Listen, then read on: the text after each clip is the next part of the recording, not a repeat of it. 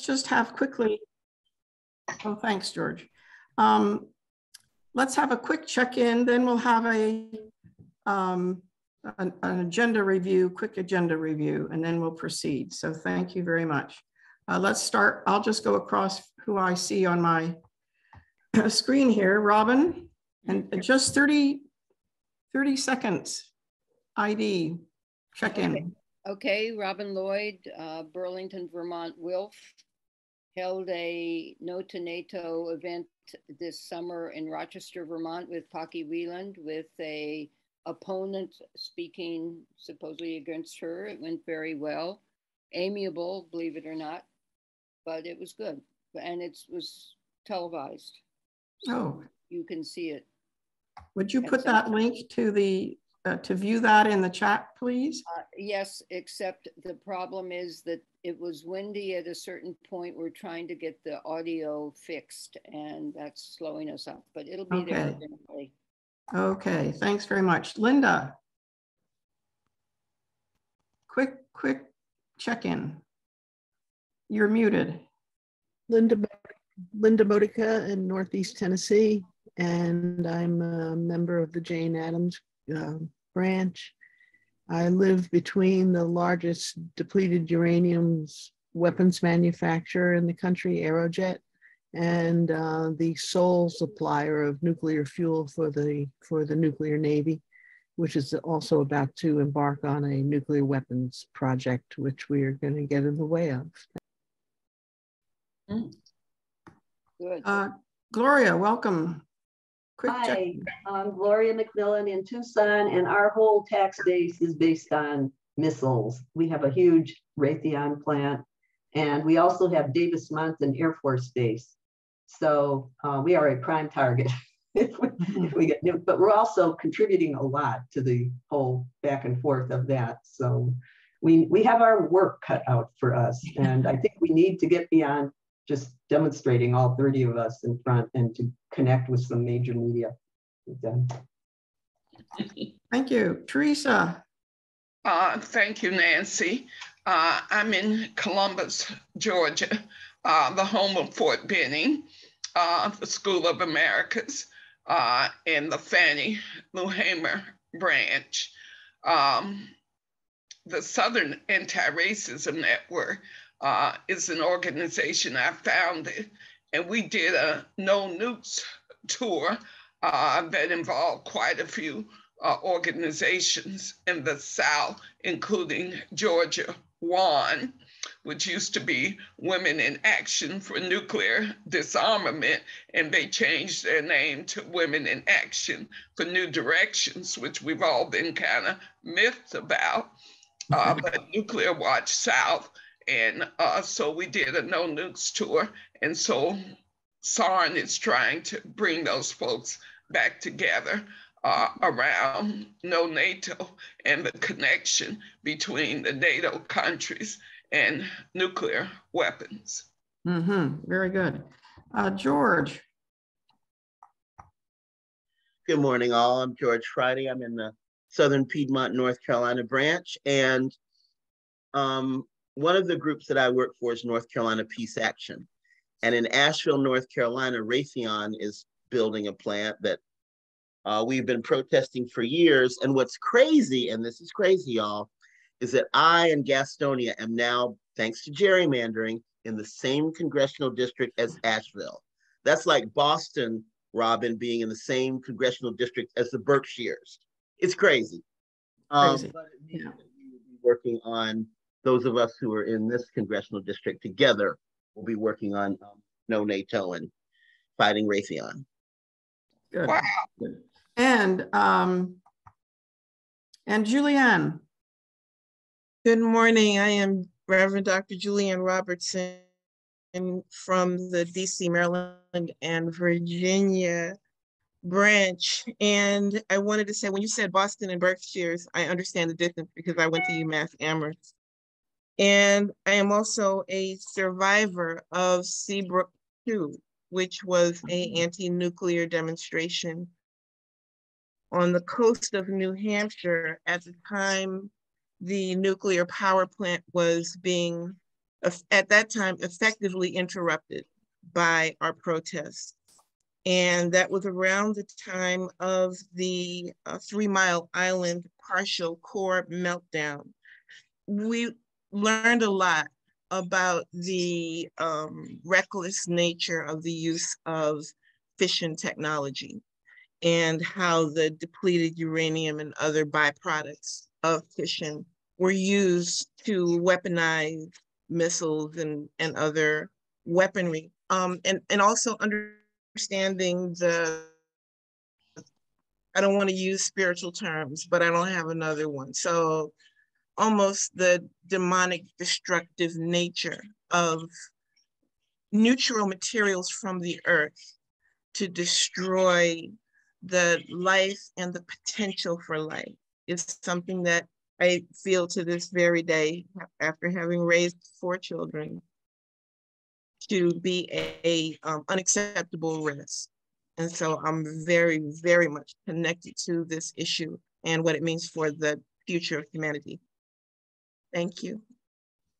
Thank you, Julianne. And I'll just follow and up and say I'm Nancy Price. I live in Davis, California. Currently, I'm in New Hampshire. I meet up with the Sacramento, California branch. And just to connect to this topic, in 1982, I was my county, Yolo County's co-chair of the Nuclear Freeze campaign.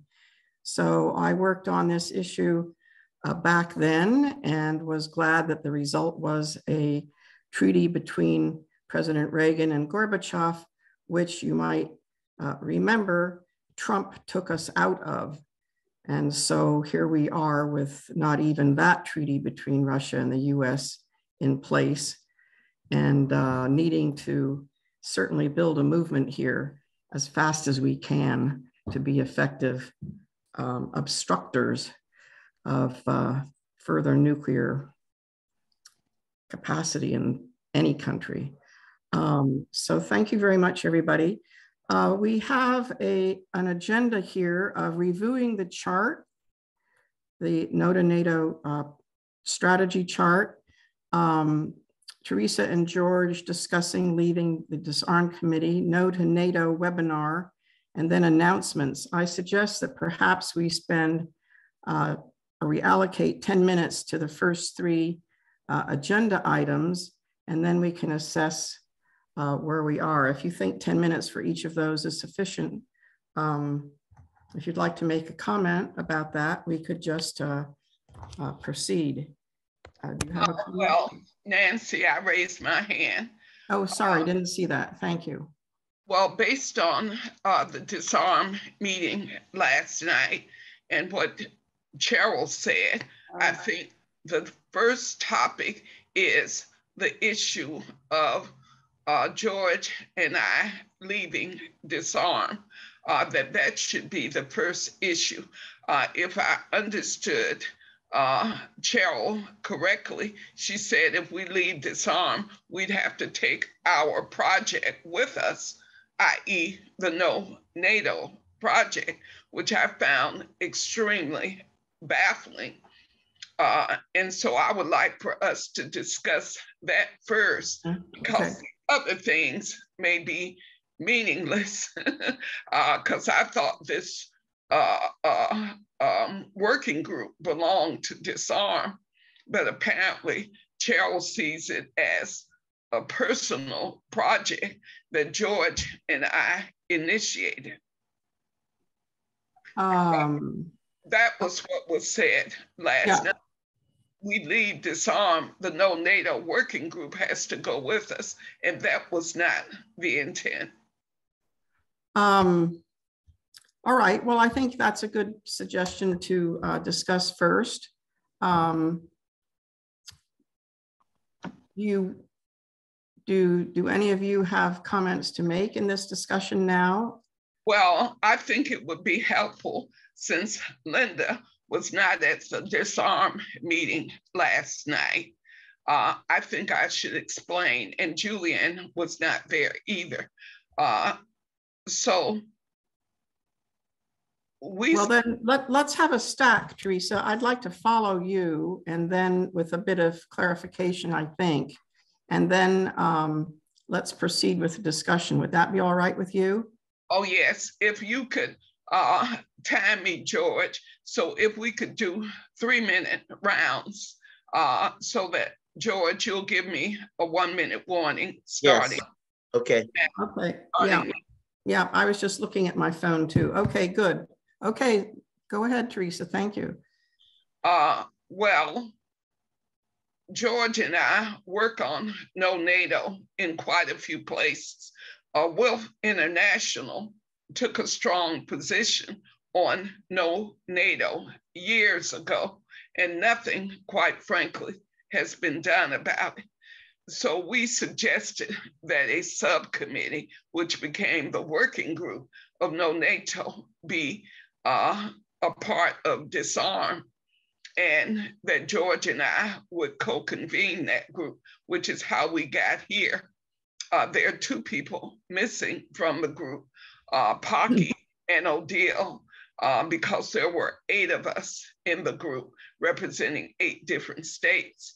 Well, a few days ago, Ellen Thomas, who is the same person who called me a racist for talking about institutional racism in Wilf US, she sent me a threatening email saying that I was somehow eschewing other members of the organization by speaking so frankly. And I am sick of this gagging Black people that is so common in the Eurocentric environment of Wilf US. I will not bother with it. And Cheryl is unbelievably the end all and be all chair. And I just object to the way that they're doing Disarm. It is undemocratic. It's like really fake with all these so-called campaigns that are led by individuals who in many cases don't even show up at the Disarm meetings. And then it's a 2-hour meeting and it's really not worth my time. So we can do our No NATO work outside of Disarm. And I'm perfectly happy with taking the No NATO 30-month project to the Black Liberation Caucus, and we can do it there. And I'm happy to work with all of you, but it means that there's no longer a No NATO working group as a part of Disarm, if I understood Cheryl correctly last night. That's my 3 minutes. Did we lose Nancy? She is gone. Hopefully she'll come back. Yep, she's not on my screen. Nope. Well, if we could just Robin's hand is up. Robin, you got 3 minutes. Well, I don't think I need 3, but I'm not sure I would join No to NATO if it was not part of Wilf US, because you know, I want to put my energy into Wilf, and so it would be you know, I'd have to see what the commitment would be if it was not within Wilf. Dr. Julie had her hand up too. I don't want to go too long, so please let me know when I get close to the time. You know, in studying and reading and contemplating the issues of power, international power, national power, ethnic power, as they play out in Wilf, one of the things that comes up repeatedly is that in order to create an equitable and just world, we have to let go of paradigms that create hierarchy and replace those hierarchies with collaboration. And it's not easy because we get used to the idea of better than, less than, more worthy, less worthy. And as we understand NATO to be an organization that speaks high philosophical ideals, but then turns right around and acts out of power domination dynamics, we really have to evaluate our strategies for dismantling old systems and have something ready to put in place. Personally, I don't see a way to replace old systems unless we have NCOBRA and other initiatives that are intended to work with a really true loving relationship to each other that's not based on race, and it's not based on family, prestige, or any of those old systems. And it's hard to let go, but what else are we going to do? That's all I have to say. Well, Gloria, you're next. Well, you know me, and I'm trained in rhetoric. So I believe that we need people who go between all these positions. Rhetoric is based on that. And so I am here, and I have no intention to lead No to NATO, because I believe I should communicate to the Disarm group all the achievements that are going on that they could be part of, you know, in Disarm if they were open to it, and vice versa. And that's what rhetoric is about, not the Aristotelian win, lose, up, down kind, but the feminist invitational rhetoric is to find the thinnest sliver of common ground, and it's like a spiral, and keep building on that in order not to escalate. I win, you lose. That's it. Well, we've had Lucy to join us. So Lucy Murphy of the DMV branch and the organizer for the DMV branch. Lucy, would you introduce yourself, please? What should I say? Your name, your branch, and where you are, and anything else you can say in 30 seconds. Lucy Murphy, Washington, D.C. We're still trying to come up with a contact person for the website. I'm hoping somebody on the line will take a hint, but I just had an article published in Counterpunch, which people might like to look at, following my trip to Palestine. I did, and I posted it to my news feed on Facebook, so lots of people are going to get to see it because I have 5,000 friends. So when you're talking about a contact for the website, what website do you mean? The WILF website, because right now we don't have a presence. The DMV branch doesn't have a presence. And in order to have a presence, we need to have a contact number. I'm willing to, I'm sorry. No, I can help with that. And so Chris will. I thought I heard Julianne's voice. Julianne. She's here. She's here. Yeah. But I appreciate you coming forward. I hadn't called you because you were dealing with some other things. Your article is absolutely brilliant writing, and I am surely, deferring to your wisdom and President Teresa's wisdom as to how all of this unfolds as to the contact. But I just wanted to, just say hello, and I'm here, and I am dealing with something, but I'm here as well, and I love you. Well, good people, the purpose of this meeting, we have 3 agenda items, and we're on the agenda item where it's not the first time, but the Disarm Committee has a history of 2 people being co-chairs for, I think, well over a decade, if not longer. Robin Lloyd was also one of the 3 co-chairs. She's no longer a co-chair of Disarm. And Disarm is I would say, central committee of what WILF is all about, ending wars. So it's Disarm in Wars. It's an all-white committee. George and I integrated the committee in October to December of 2020, and we organized an AFRICOM webinar. It was highly successful. And afterwards, we raised the issue of institutional racism in WILF and in the Disarm Committee. And that led to another one of these separations.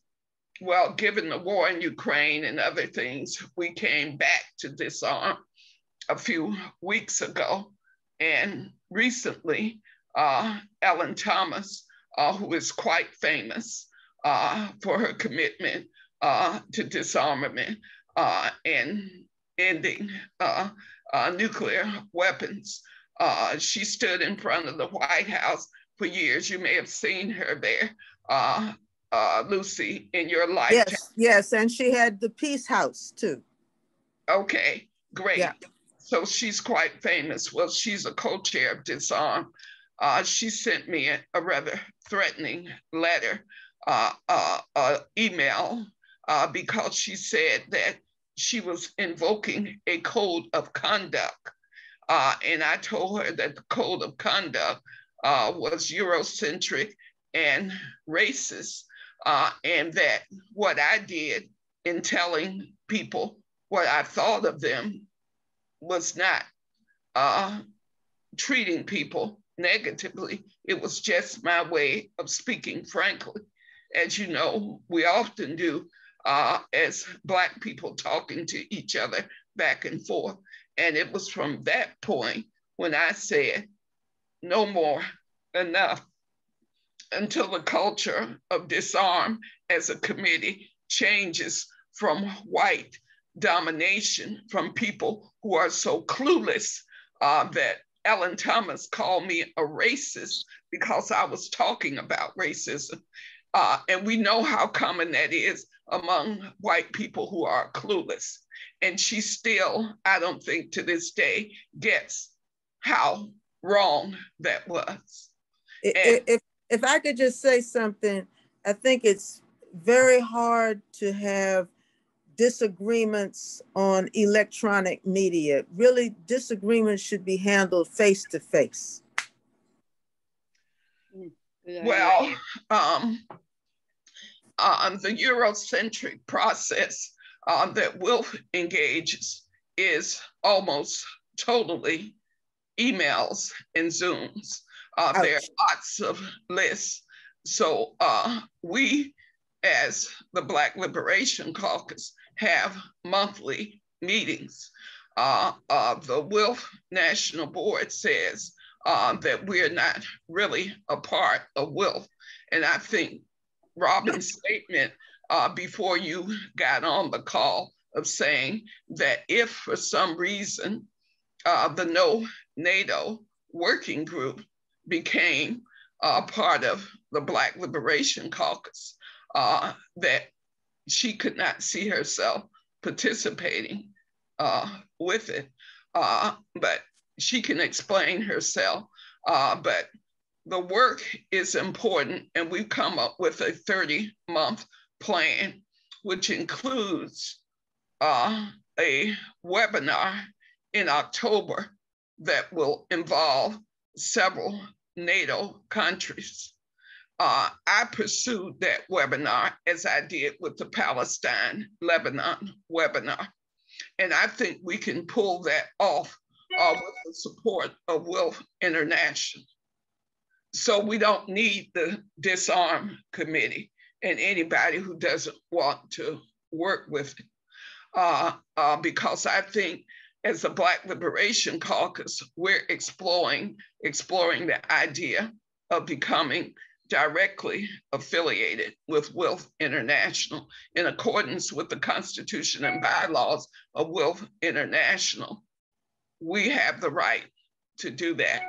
It will be seen by everybody in the anti-war movement as a split within the US section of WILF based on race and racism. That's the way it'll be talked about. But there's no way around it except if the national board agrees to allow dual membership for us. So basically what we have now is dual membership. They say we're not a part of WILF as a Black Liberation Caucus, but we are all members of WILF. It's the craziest thing I've ever heard of. We're all members of WILF in branches, and we have voting rights and all the rights of any members. We're building WILF, but the national board led by Darian, Jan Quarterman, Diane Blay, they say we're not really a part of WILF. So we approached Jenny Allen, who's with the International Secretariat, and she said that we could be a part of WILF International as a group, which means we would have limited rights. So it doesn't make any sense to discuss the rest of the agenda because, as I understood Cheryl, the No NATO project will have to leave the Disarm Committee with me and George when we go. So we can just make that happen now. And there's no need to discuss the webinar or the 30-month chart because this came about as part of the Disarm Committee. And I was shocked last night when Cheryl said, if we leave, we have to take our project with us, as if the project was owned by me and George and not a project of the Disarm Committee. It was shocking, but that is the way the culture of white supremacy works. So that is my view. And George, you were supposed to be timing people and giving people 1-minute warnings. And I saw Robin holding up a clock as if I've been talking longer than 3 minutes. So George, are you on the job of timekeeper? I was timekeeping that first round. I didn't do it in the second round. So no, I wasn't timing you. Well, I've said what I need to say, and I hope it's clear. Julianne has her hand up. So Julianne, could you please speak? Because I don't understand. Nancy Price was supposed to be facilitating this meeting, and she has somehow disappeared. So I am just curious, asking a inquiry, the procedural aspects of the national board and the international organization are a lot moving parts around trying to, wrap my head around it. And I want to understand Julian, because you are very new to this level of bureaucracy, which I always have issues with, but the national board, the national board is an elected board and is staggered so that every year in the fall, new board seats become open. Darian DeLu was elected for her second term as president in 2021. So she took office in January of this year for a 3-year term. She's the president, and she operates in a manner where she kind of lays down the law and pretty much everyone follows. That's my assessment of the culture of the national. So at any rate, there are 9 members on what is potentially a 12-member board. Prior to this recent election, there were only 6 members on the national board because there has not been a fully staffed national board for literally years because it's in general been an all-white board with maybe 1 or 2 people of color. The current 9-member board has 2 people of color. One person who's a membership development committee chair. She's from India, and one Black man who just got elected this past fall. And so those are the 2 people of color on the national board of 9 people. So that's the state of the national board. It meets every other month, and the next meeting is September 25th, I believe. So we should all plan to be it. No, it's the 27th. It's always on the last Tuesday of the month, Julian, and all members are welcome to attend. And George and I have been consistently attending national board meetings for approximately a year since we founded the new branches. So that gives you the background, Julian, which you, I think, need to know. Thank you. I have one follow-up, which is that if the Black Liberation Caucus takes the disarmament project with us, is the national board then free to re-implement a position and a project under the same rubric? And if so, what would be an appropriate response? And thank you. Well, the national board is free to do whatever it likes, as well as the disarm committee. But what has been true for well over a decade, since WILF International came out with a very strong statement, I'm thinking it was over a decade ago, Robin Lloyd alerted me to the Secretary General of the WILF International. The Secretary General put out a very strong statement some years ago on no NATO. Most of the countries in WILF are no NATO in terms of the sections. But as you know, Finland and Sweden as a country has joined NATO. So the sections in Finland and Sweden that are WILF are apparently relatively weak since they were not able to prevent Finland and Sweden breaking with centuries of non-alignment with the war powers to join NATO. So we are losing ground on this topic of no NATO. So, but it is entirely up to WILF and the US section as to where it wants to go. And since none of us are on the national board of WILF, we really don't have a voice in the decisions that will be made by the organization until there's a Congress, which there will be in a couple of years, that allows us to have a membership meeting where we can actually vote. And that is unclear if that will happen. George, you're next, and we would like to hear from some of our white allies at some point, but George, you go ahead now. Well, Dr. Julie, when you were asking your question, I was thinking you meant what would happen if Disarm or the board wanted to take up No NATO as their own project.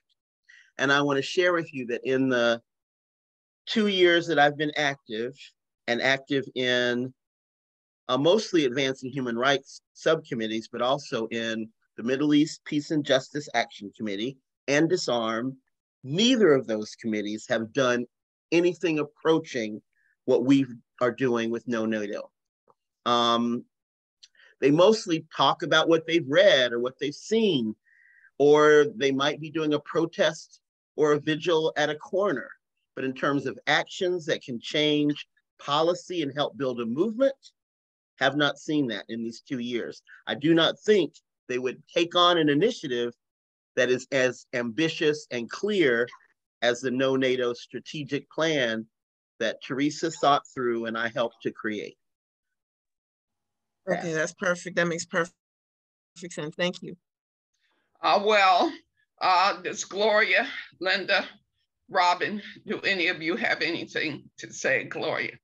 Yes, I'll keep it short. I agree. I think that you said this a while ago, for 107 years, Wolf has been in, they haven't evolved their communications into the 21st century. And what you're doing is what I'm going to try to do with that, the other committee, is to get the communications more effective in various ways. And I think webinars are very good, and it's good to demonstrate face-to-face, and there's no substitute. And I'm not trying to say we should all go virtual 100%, but there are class elements as well as race elements in travel. I think people should think about that, because within academia, it used to be only the chairs of departments that went to national conventions, and they had travel funding. It got down to being the tenured faculty, and now occasionally they have charity scholarships for grad students to go. There's a very hierarchical class base to who can go where in person, and we never deal with that in WILF, and I would. So you have to factor that in, and how democratic this webinar is. Anybody, no matter how poor, as long as you can get to a library and get on a computer, can attend things that are this way. And I want to make that point very strongly. And now I am done. Well, I would add that there's no substitute for grassroots community organizing, Gloria. And that is what my strength is. Which is how we've been able to build the branches in the South. So in a year's time, we have 4 new branches, led primarily by women of color. This is historic. So whoever the historian is for WILF, they should be talking about what we've been able to do in a year's time. We brought in quite a few new members, while branches that are led by elderly white women are dissolving. And so Lucy's hand is up next before you go, Gloria, but okay. I want to hear from Linda and Robin if we could. Lucy, please speak. I just wanted to say that we need to do fundraising so that people who don't have money can travel, because travel is very important. But it shouldn't be on that person or some special academic fund for them to go. We should be able to raise funds for grassroots leaders to go. I agree. So, Linda, did we lose you? Oh, Linda, do you have anything to say? I appreciate your thoughtful comments and your sharp eye. I was so pleased that you noticed that committee versus campaign on the ICANN thing. So, Linda, any words from you? Well, I think I understand and have felt somewhat a kind of a disconnect. Obviously, I'm a person of privilege, financially too, by the way. Years ago, when I first joined WILF, and I joined because it was Sister Megan Rice in 2015 gave a presentation. If you don't know her, she was a and God rest her soul, she was a Plowshares activist who walked into the Y12 plant in Oak Ridge, and she gave a presentation at my church, St. Mary's in Johnson City, and she made a poster which hangs up on my wall next to my desk.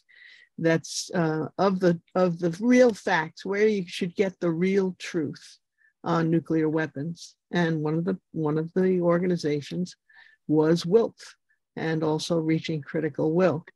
And so I searched for WILF, and I found it, and joined it soon thereafter. So that's my history with WILF. And but then I came to understand how small it was, relatively speaking, in terms of, even though it has a storied history, relative to other organizations. And one of the former members of WILF from Asheville, I met up with her at some maybe a Plowshares action, and she said, "Yeah, there used to be a WILF branch in Asheville, but it kind of dissolved because people didn't feel welcome. She said, there seems to be a WILF way, and if you don't go that WILF way, you just leave or don't feel comfortable." Anyway, I am constantly, though, I mean, that's on the downside. On the other side, I am just always blown away by the experience of everybody who's been that I've met through WILF. The history, the work that's been done, Nancy and Teresa and George and Robin, and I'm glad to meet Gloria and Lucy today, and Julianne.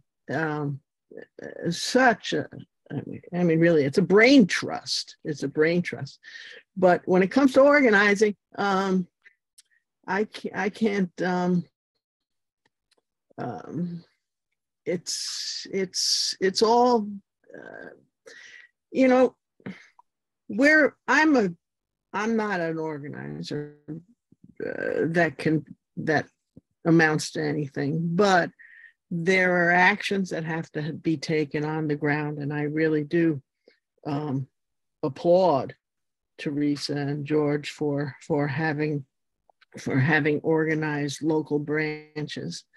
That is really, really important, because the action really is, the actions that have to be taken are at each of the sites, like they're doing in Asheville against the Raytheon. By the way, who said it? Gloria said that you've got the big Raytheon plant out by you. Yes. There's one that's being built in Asheville, and they are, I think that there's a trial soon.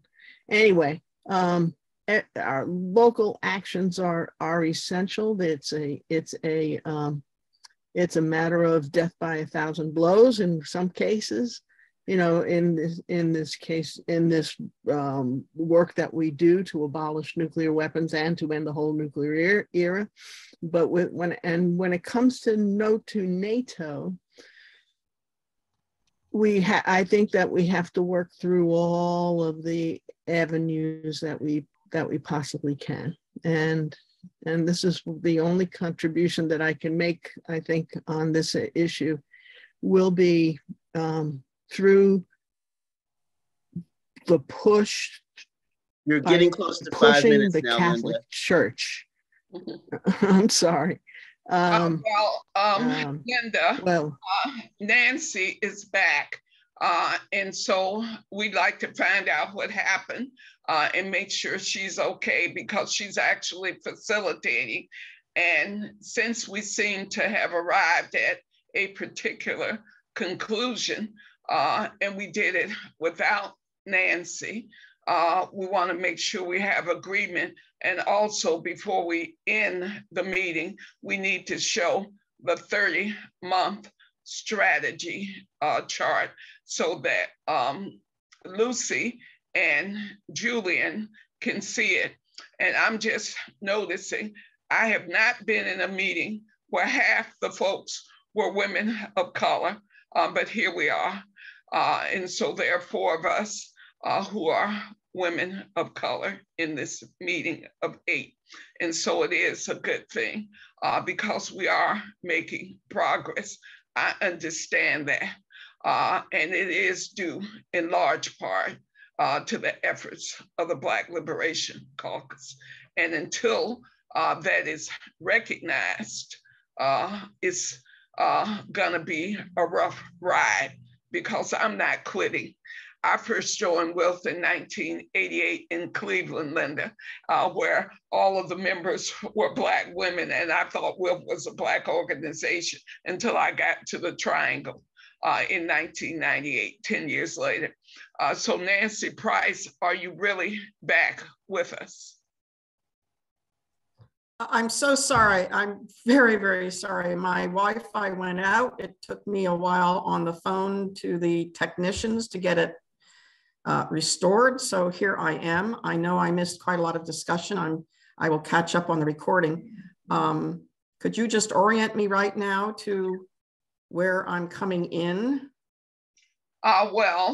We've had Lucy Murphy and to join us. Both she and Julianne are with the DMV branch. So we've been kind of talking around in like orientation ways because Julianne is a new member of WILF. Lucy has been a member quite some time before the DC branch went away. She was a member in the first DC branch.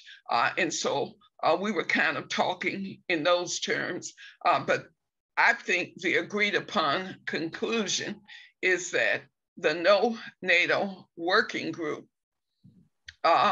leaves the Disarm Committee with me and George, and therefore we will do with the No NATO working group what we did by forming the Palestine and Lebanon webinar. So this represents a clear split from the Disarm Committee. That was the choice of Cheryl, because what George and I were saying is that we will continue to work with all of you if you continue to work on the No NATO working group, and it could still be a part of Disarm. But George and I will simply not be members of Disarm, but that we will be working in the branches. So now is the time to put up the chart, George, so people can understand the strategy. I see that the hand is being raised by Robin. Robin, you want to speak? I questioned whether we all agreed to what you said we agreed to, and I regret that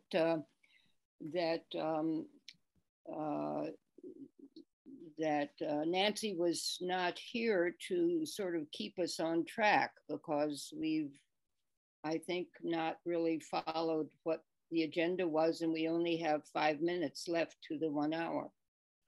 Well, Robin, you've missed what has happened. See, this is how strategic adjustments are made. And we made an adjustment based on what happened at the meeting last night. It was a co-chair of Disarm that said the No NATO working group would not exist if we left Disarm. I think all of us who were there heard the same thing. Could I raise my hand here? You're the facilitator, actually, so go right ahead, Nancy. Okay, so I just wanted to say that I do know that that was said, and then Cheryl sort of amended that by saying that the No to NATO group could be a individual project not located within Disarm, but still an individual project of WILF. I don't know if you and George and others, Robin, heard it that way, but that would mean that Earth Democracy, for example, and anyway, that I could represent Earth Democracy and we could have this as a project within WILF, but separate from any issue committee. Did you hear that last night? Yes, I did hear her say that, but I didn't see a way forward except for through the Black Liberation Caucus, which we have been told is not really a part of WILF, because in order to have the people who can actually carry out the 30-month plan, we must have a base somewhere. And the only base that I know that's capable of doing what the 3 goals are is the Black Liberation Caucus. Yeah, I appreciate that. What if we did make this a project, a separate project, and we reach out to everybody to bring people into this project? I think it's important because, after all, the Middle East Committee, Earth Democracy, Disarm have a number of people on those committees who could be brought into this. And I think that the fundamental problem with No to NATO is how do we focus, in my view anyway, I'm just suggesting this, how do we focus on the sort of root causes, not just the root causes, but how do we focus on linking various issues that are fundamental to the No to NATO campaign together? How do we bring them together so that there's a broader based education campaign and mobilization campaign? Oftentimes we have these sort of slogans, No to NATO, but we have to really dig deep and figure out what our education points and mobilization points are going to be. Well, let's ask this on time because I love the 1-hour meeting, but it's not rigid. So I think that if you're willing to stay, all of you are willing to stay an additional 15 minutes, we may reach some agreed upon conclusions based on what Nancy and I are saying, because Nancy, there's a lot of work that has to be done through the Disarm in Wars Committee. I am real clear about that. The No NATO work belongs in that issue committee, but we have been kicked out. So we can still do the work, and I think we can do it, but the base for doing the work has to be, in my opinion, the Black Liberation Caucus, because it's the only way that we can engage branches that are led by women of color who must participate in the NATO project.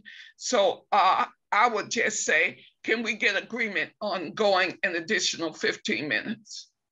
I have to leave. I, for one, have a meeting with my coworker. I just want to say that I have protested against keeping the Black Liberation Caucus from being a part of WILF, and I don't understand why it can't be a working group, or I don't know what. I mean, I don't understand Darian's stand on this at all, and that seems to be the basis of one of the difficulties here. So I'm just throwing that in, and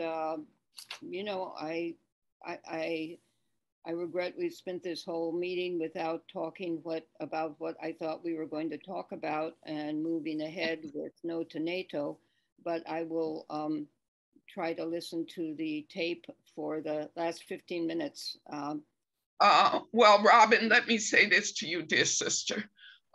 You're part of the European Descent Allies Caucus.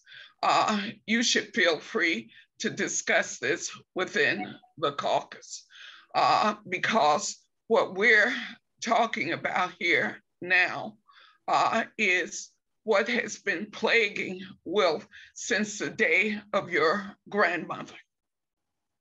The lack of inclusion, equity, and diversity.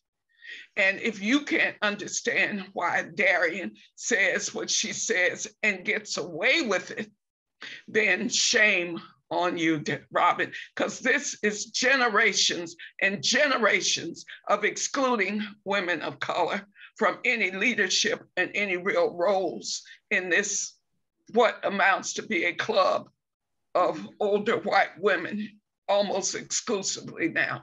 So I know you have to go, dear sister, but please discuss this within the European Descent Allies Caucus if you're still willing to be a part of that.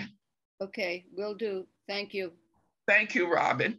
And so, Julian, I know you have your hand up, but I think we're getting to the point, based on what Nancy is saying and what I'm saying, where we might have an agreed upon conclusion. So, Julian, would you please speak? Your hand was up, or was it left over? I did raise it, but in the interest of time, it's better if I hold my comment. Thank you. Great. So Nancy, I want to say that I have the utmost respect for you and the work you've done. And I've been admiring you from afar. And so now to be inside of Will and to actually get to know you, the workshop at Congress was absolutely fantastic. And so I understand the work that you and Cindy are doing. So Cindy is the co-chair with Earth Democracy, right? Cindy's a member of our coordinating group, or our leadership group. Randa Solik in the Santa Cruz branch is my co-chair. Oh, okay. Yeah. Well, Cindy is working mainly on the military carbon bootprint and greenhouse gas emissions issue. Oh, okay, but that's all a part of Earth Democracy. Yeah. It's part of our Climate Justice Women and Peace campaign. Wonderful. Nancy, if you could clearly state your proposal, because my proposal is clear, that we continue the No to NATO work using the Black Liberation Caucus as a base. That's my proposal.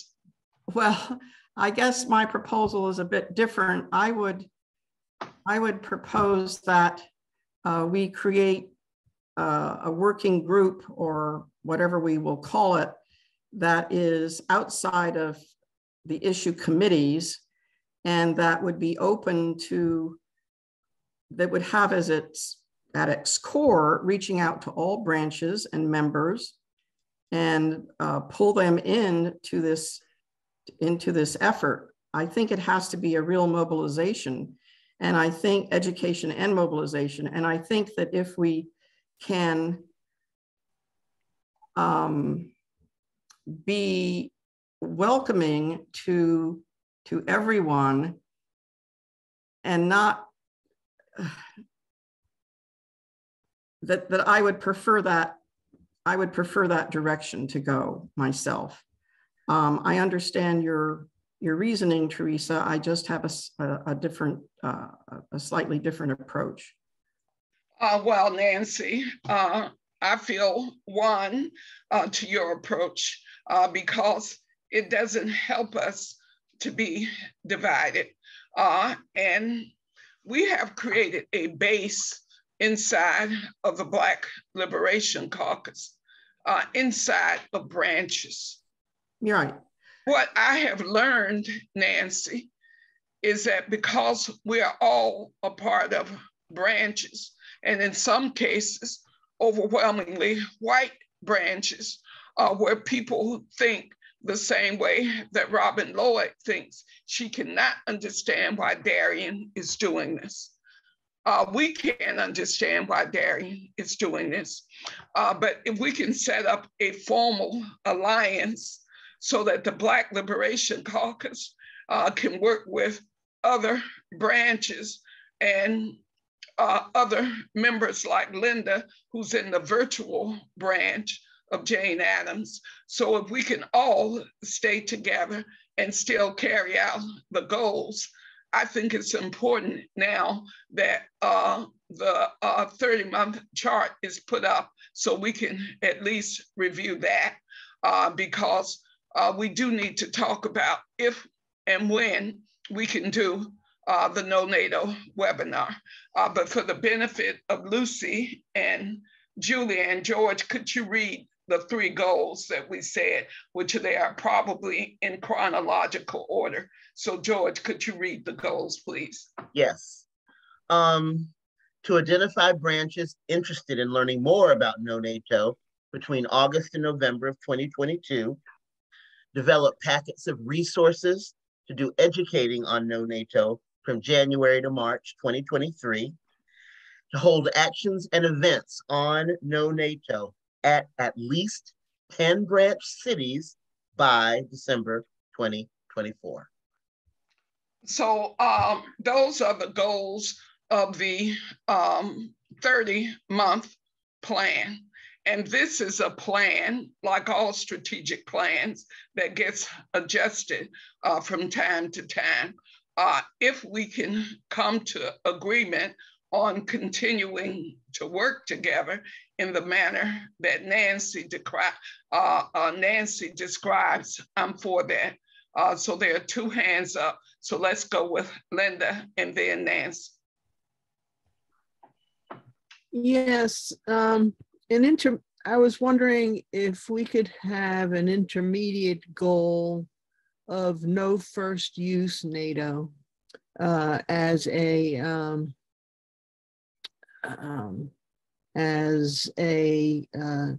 goal. And when I was going on and on, I'm sorry for giving you a whole history of how I've been involved with WILF. But anyway, one of the reasons why I bring this up is because, as I was about to say, the Catholic bishops in 1983, when they issued their Challenge to Peace pastoral letter, said in 1983 that no first use should be a policy within NATO. And that would bring the temperature down in with these threats by Russia to in the Ukraine, and it's a goal that would be, if we're allied with the Back from the Brink campaign, I think that that we would have allies in this effort. So thank you.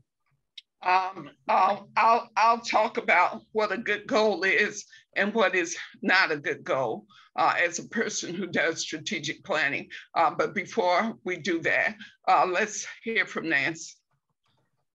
Thank you. I'm just thinking that no to NATO in at least 10 branch cities. So you mean no to NATO campaign events and actions, yes. So I would like to just advance that a bit. I think December 2024 for me is a little long ways out.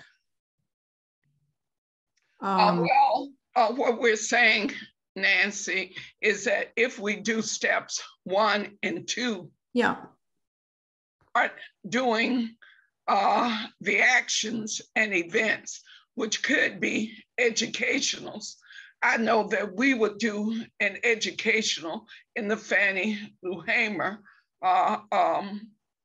branch city in March of next year, which is our anniversary. We would do a citywide, this is why NATO should not exist. So it will be kind of up to different branch cities, depending on their development and where they are, as to what they are capable of doing, because I do know that many of the branches are made up of very elderly women. And so what they can do in Sacramento or San Jose would be different from what we can do in the South. Sure. The goal is to identify at least 10 branch cities that will organize activities, and it won't just be one activity, because we'll do an activity in March of 2023 in Columbus, but we will do other activities as we build the movement of people who understand why NATO should not exist. And a lot is going to be happening along the way in terms of the world getting more dangerous. But this is just my strategic thinking of what's possible, and we can test it.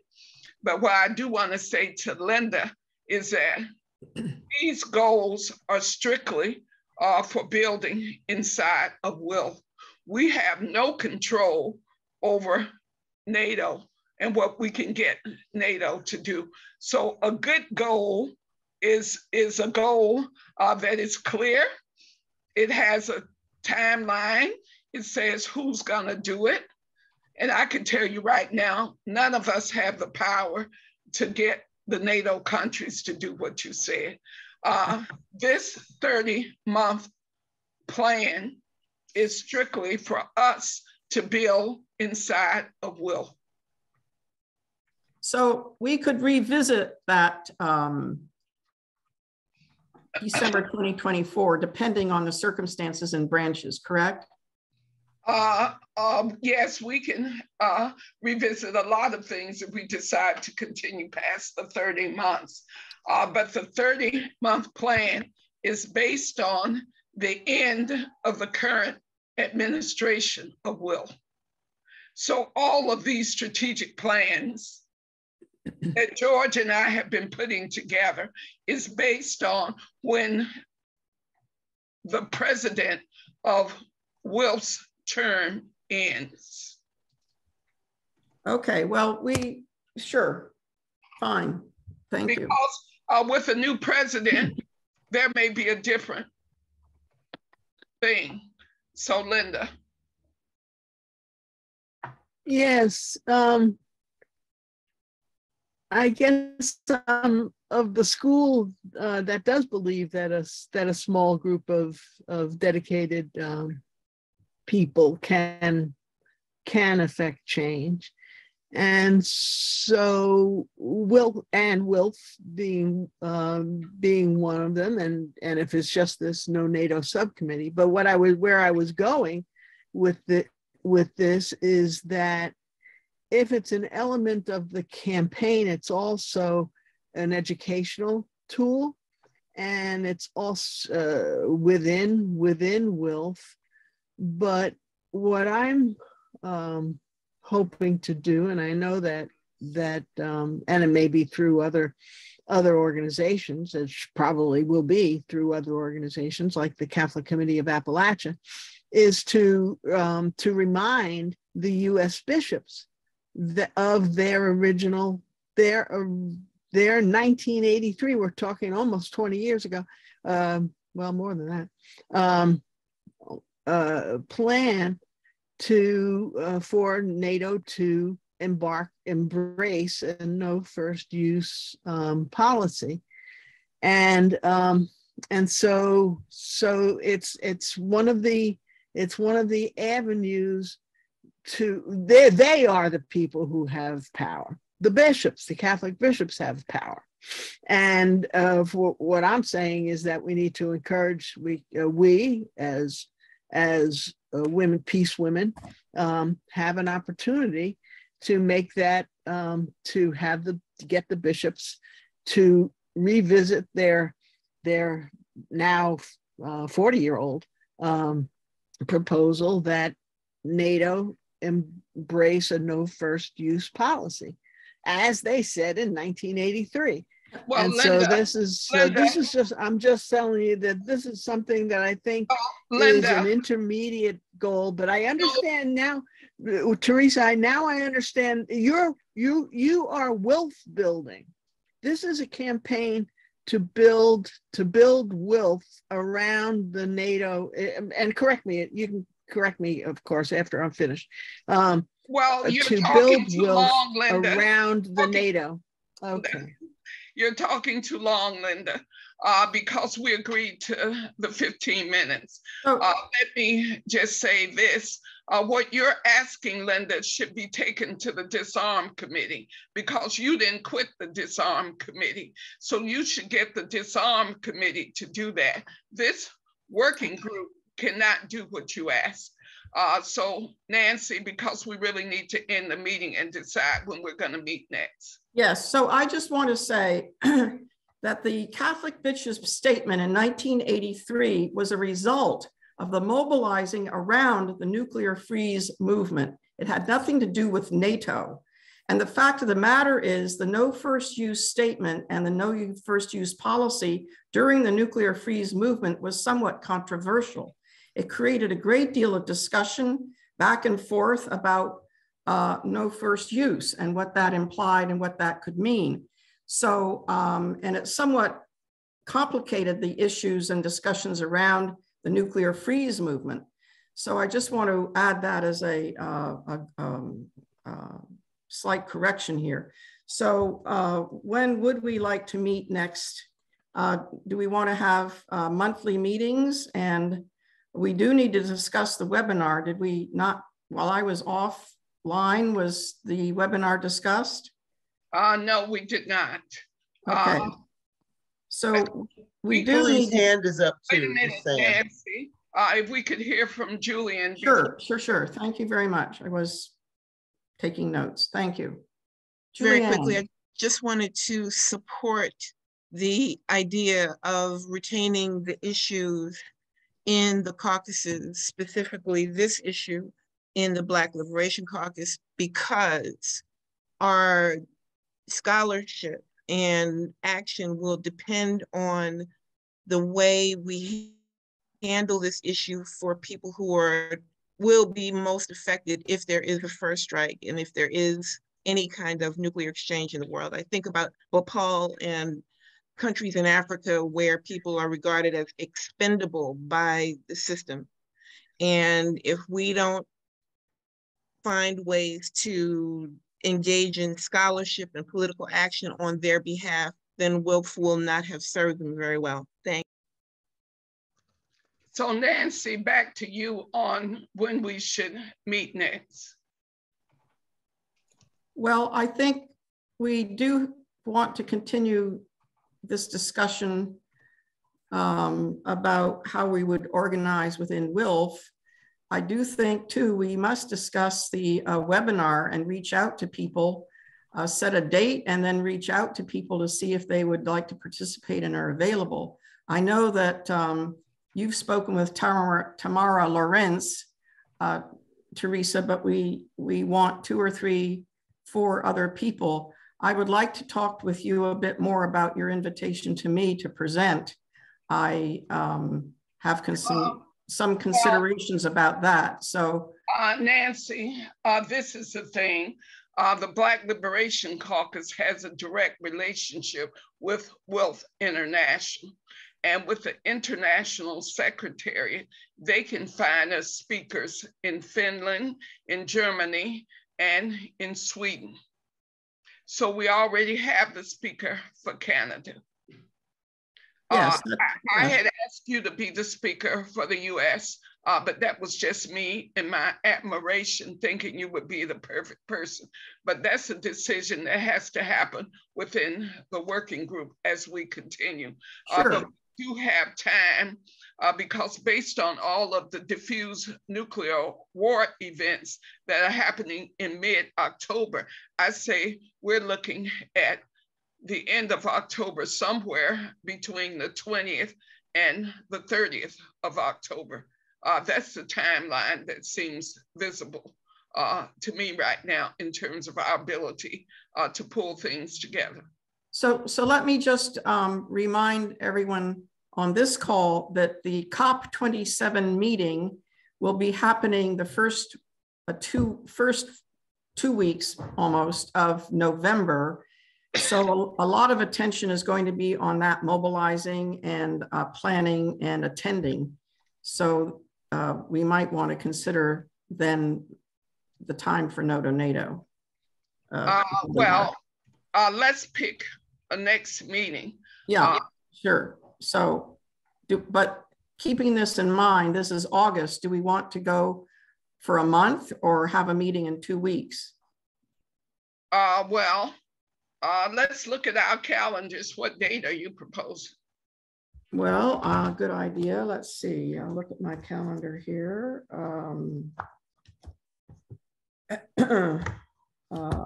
Just a second. August 15. Well, we could do August 29 would be 2 weeks. Well, and then August 24th is a very good day for me. That's Wednesday, August 24th. I'm completely blank that day, which is highly unusual. Will it stay that way? So that would give us just about a week. So you'd like to meet then. What is that? How does that fit with everybody else? So will you be back in California then? No, I'll be in New Hampshire till the middle of October. And yeah, so I'll be back in in California the end of October. Well, let's do this. 24th, what time? Yeah, let's do this, Nancy, because 10 a.m. is 7 a.m. on the West Coast. And if we should get any people on the West Coast, we want to be a little bit more considerate of that. Sure. So can we meet at noonish or 1-ish on the 24th? That's fine. I prefer noon on the 24th if possible. That works for me. What about everybody else? You, Lucy, is noon okay? Noon is great. Okay, Linda, Julianne, Gloria. Noon is good for me. For the West Coast people are pretty used to getting going by 9 for these sorts of calls. Yeah. Well, then noon would be perfect. So it'll be 9 a.m. on the West Coast. Okay. So the 24th. And George will set it up, and we will take time to thoroughly review the 30-month plan and plan the NATO. And in the meantime, I'll talk with Will International about our plan to do a NATO webinar that includes those other countries, because we would be able to get speakers through the International Secretariat from those other countries, because they have just been tremendous in the Palestine and Lebanon webinar, which we'll talk about it when we meet on the 24th of August. So okay, so then we'll meet on the 24th. Yes, and George and I will co-facilitate that meeting.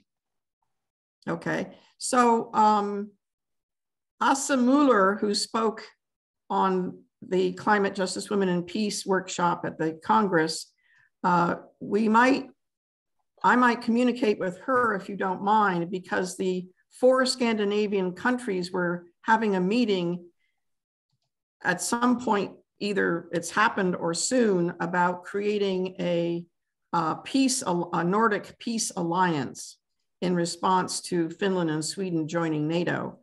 So it might be that we'd like to find a speaker from that group. Well, I was thinking that we would get speakers from the WILF sections, but having a speaker from that group is something we can discuss on the 24th. Sure, but I mean, there would be a speaker from the WILF, one of the WILF sections in regard to that topic, I think. We can talk about it, but I'm just bringing that to your attention. Yes, on the 24th, make sure you remember it on the agenda. Okay. Okay. And well, George, could you please save the chat and send out the recording with the chat when it's ready? Okay, I'll do that. Thank you, and take care, everybody. Have a nice rest of the morning. Okay. Thank you. Sorry for my Wi-Fi problems. Oh, I'm glad you made it back. Yeah, so we're glad you're here. Able to get everything done. Thanks everybody for getting on. Thank you very much. For all that you do.